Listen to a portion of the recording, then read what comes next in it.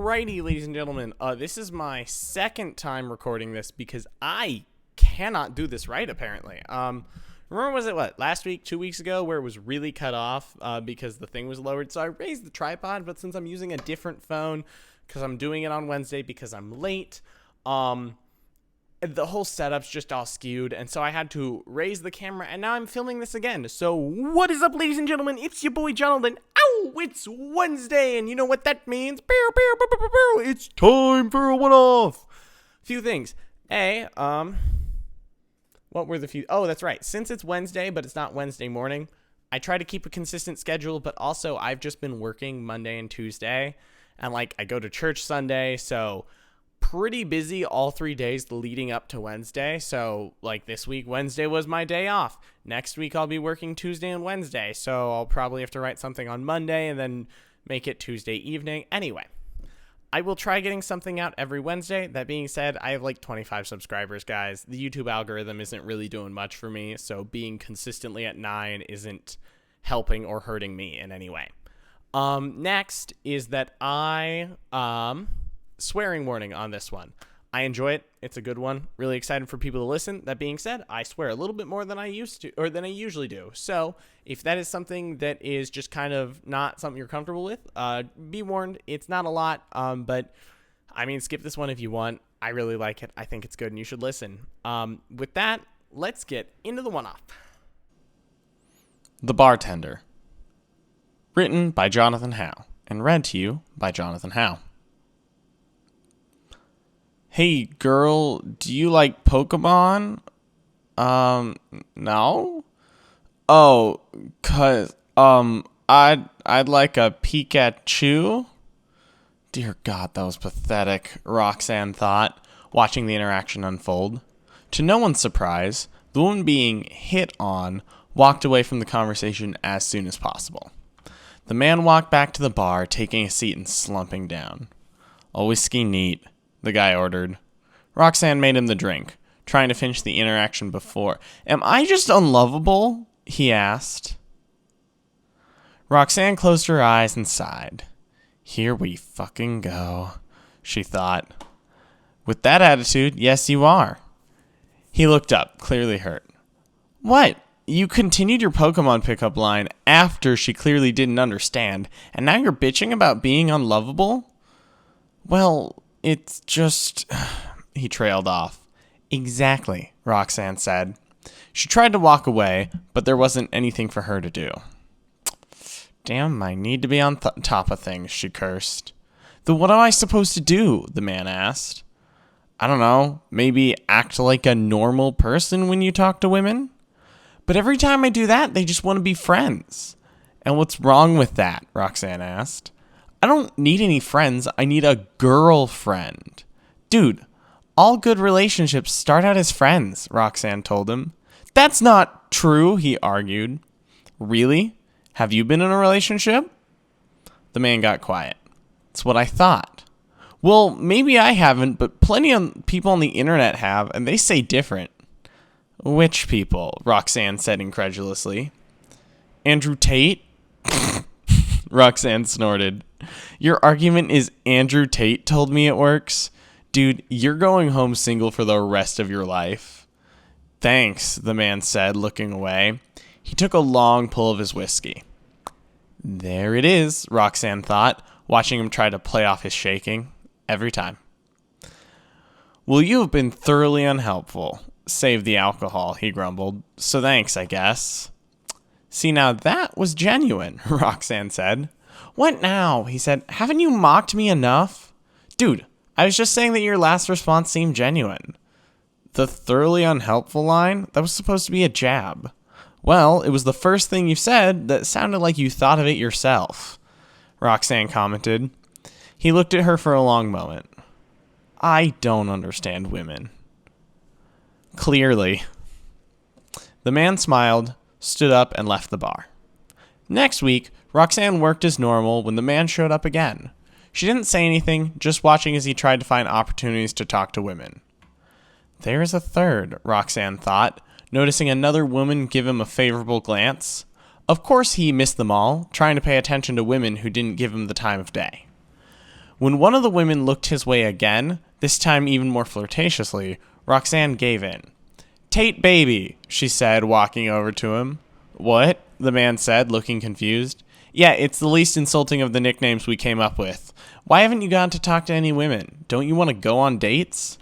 "First of all," he countered, "Tate baby is pretty offensive. My name is Hunter." Roxanne couldn't hold in a snort. He glowered. "Secondly, I keep messing up when I talk to women, so I thought I'd just let them come to me." Roxanne shook her head. "Look, buddy, most women aren't like that, and the ones that are don't want to talk to you." "Aren't you just a ray of sunshine?" he grumbled. "But," she said, "I've seen multiple women give you a once-over tonight. Maybe try talking to them." "Who?" Hunter said, eyebrows raised in disbelief. "Don't make it obvious, but the cute brunette in the booth over there has been eyeing—" "Oh, she's looking right now. Seems upset that we're talking." Of course he made it obvious. The brunette played it off well enough that Hunter wouldn't notice, but Roxanne could tell. "Now's your chance." "But what do I say?" he asked. "All my lines don't seem to work." "I don't know, what about, 'Hi, my name's Hunter. I saw you across the bar and thought you were cute'? That's dumb. What about, 'Hey, I may be a hunter, but I'd let you take me down any night'?" "That's actually not terrible," Roxanne admitted, "but it only works if she knows your first name. Maybe introduce yourself, start a conversation, then use that line a minute in." "Okay, but then what's my reason for going over there?" "Dude, seriously? I just told you, you think she's cute." "I'm not that confident." Roxanne groaned, studying the woman for a moment. She got to work preparing a drink. I didn't ask for anything," Hunter said. Roxanne ignored him. "Here," she said, passing the sidecar to him. "Take this to her, keep it visible the whole time, and tell her that I made an extra on accident. Or tell her you bought it for her. Just give it to her." "Aren't I trying to be less creepy?" Hunter asked.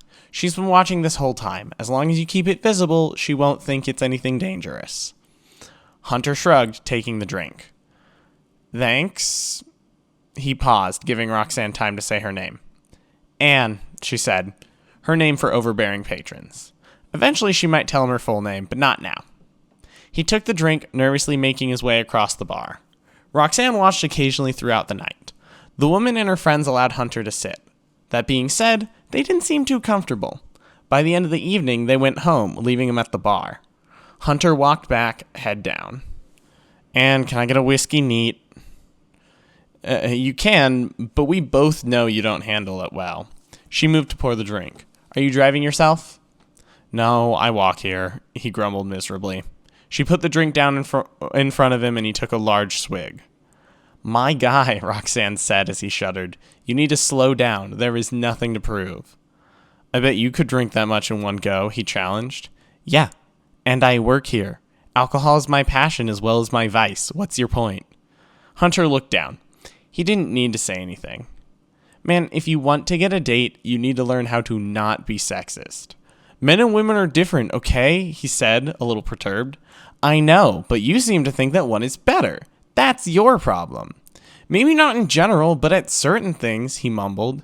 "Yeah, drinking whiskey, apparently. Just pay your tab and go home." Hunter met her eyes. She could tell he wasn't sure if he should listen or fight.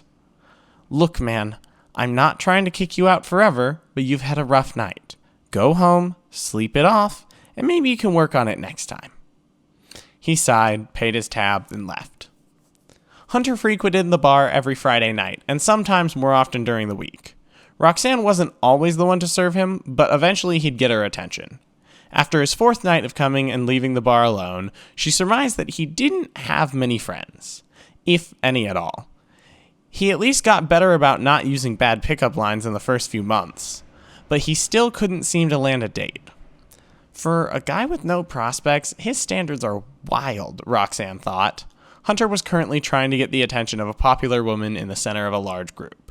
Meanwhile, Roxanne had noticed a different woman, also very attractive, giving him looks. Soon enough, he made his way back to the bar in defeat. Roxanne pointed out the other woman, and he tried again. The second attempt was more successful, but he still left the bar alone. This became Roxanne's Friday routine. helping Hunter try to be socially adept. Roxanne made her boundaries known to her coworkers and they supported her about it. You had to, as a woman in her industry. The other workers would let her know when he showed up and watch to make sure he didn't try anything. Hunter had no clue, of course. Guys aren't known for picking up on social cues, but he was really oblivious.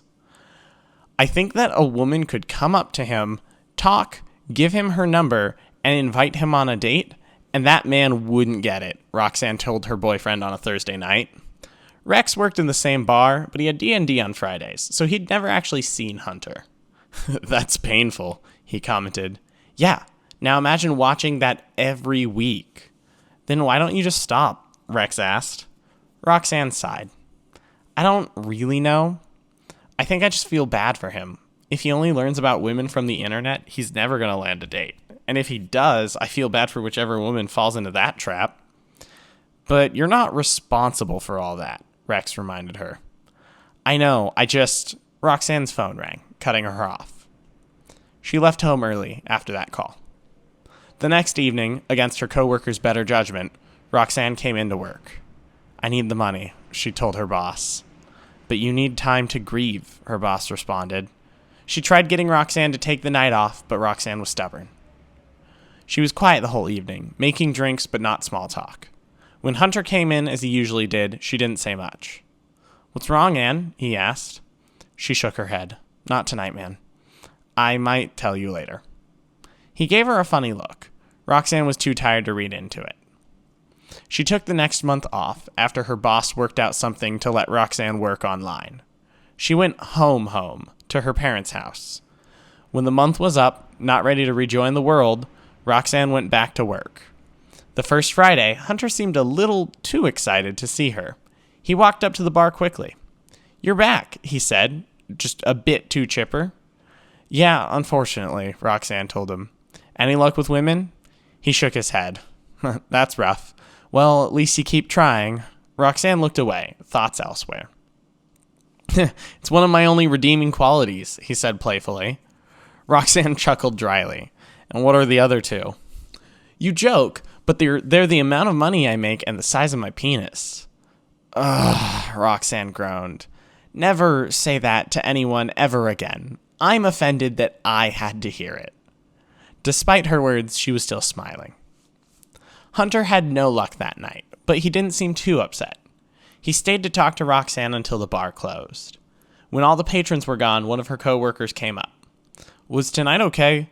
Did he cross any line? No, it was fine, she told him. The next week, Roxanne came in feeling better. Hunter entered as he normally did, but came straight to her. You look better, he said. I could say the same about you. She made him a drink and went to move along, but Hunter caught her attention.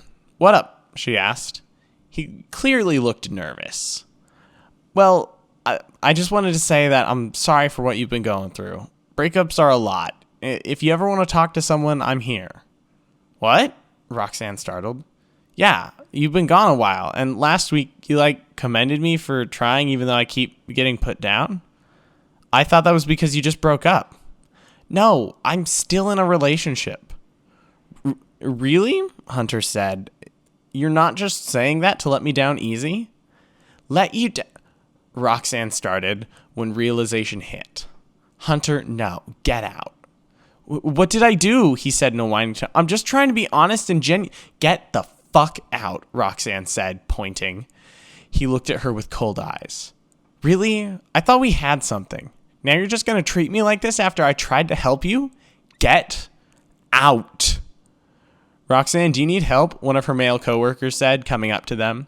Yeah, help her stop being a bitch who leads guys on, Hunter spat. Sir, you need to... My mom died, okay? Roxanne yelled. The whole bar hushed. Hunter's eyes went wide, his jaw slack. That's what my real friends know, but I don't just tell everyone. Especially not the guy in the bar who thinks women are worse than men, but needs help just to try saying hi to one. Hunter didn't speak. He looked dumbfounded as he was escorted out of the bar. Hunter was banned from the bar. He did send a letter, but Roxanne's boss read it to her when asked. He's just apologizing and saying he's not coming back. Pfft, no shit, Roxanne spat. She took the letter, crumpled it, and threw it away. 2 years later, still working at the same bar, a pretty young woman approached. "What can I get you?" Roxanne asked. "Are you Anne?" the woman said. Roxanne narrowed her eyes for a bit, but nodded. "Who's asking?" The woman pulled a letter out of her bag, holding it out. "My boyfriend says he's not allowed in here for good reason, but that he wanted you to have this." Roxanne took the letter gingerly. "Thanks. Can I get you something to drink?" "No, we're just stopping by." "Okay," Roxanne said. She put the letter in a pocket. "I assume you like your boyfriend?" The woman beamed. "He's wonderful, funny, polite, caring." Roxanne nodded. It sounded nothing like the Hunter she remembered. "Well, tell him I say hi." At the end of the night, Roxanne opened the second letter. "Hey, Anne. I just wanted to say thanks. While you haven't been able to see it, you helped me make friends as well as getting a girlfriend. I'm sorry for the way I acted when coming to your bar. I should have gotten to know you better as a person before treating you like someone to date. I'm pretty sure you said that on the first night we met, but it took me much too long to figure out. Anyways, my girlfriend dropped this off for me, so at least you'll get to see her. Isn't she incredible? Sweet, funny, and drop-dead gorgeous. I may be a hunter, but I let her take me down whenever she likes. Anyway, what I really mean to say is thanks for your help. Hunter." Roxanne stashed the letter with other items of sentiment. And we're back. So, yeah, I thought of this one because I know guys like that.